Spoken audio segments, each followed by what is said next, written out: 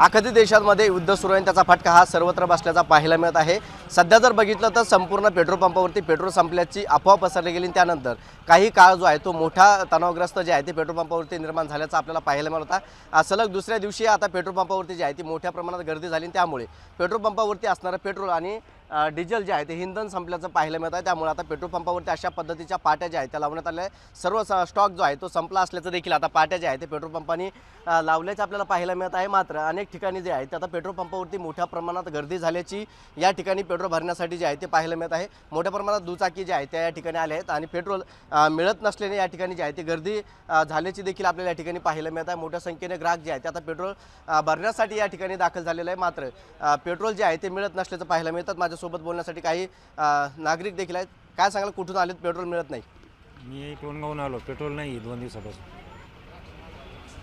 काय कुठं जायचं होतं? काय मला जालन्याला जायचं होतं। मग आता पेट्रोल नाही, नेमकी कशी बरी नाही? काय आता थांबावं लागेल। अजून देखील आपल्यासोबत काय आहेत, काय सांगशील भाया, कुठून आलाय, काय पेट्रोल नाही, कशी परेशानी होती?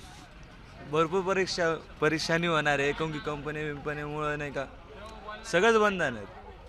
त्याच्यामुळे आपण काय बोलणार नाही, 2 शब्द आपण इतकेच बोलू शकतो। नक्की जर बघितलं या ठिकाणी जे आहे ते मोठ्या प्रमाणात गर्दी जी आहे ती निर्माण झाल्याची आपल्याला पाहायला मिळत आहे।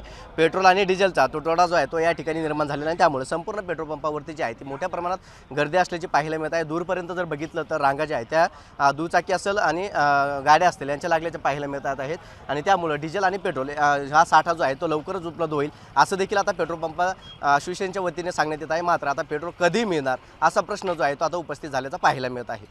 कॅमेरा पर्सन संतोष सिरसाटसह विजय चिडे, छत्रपती संभाजीनगर।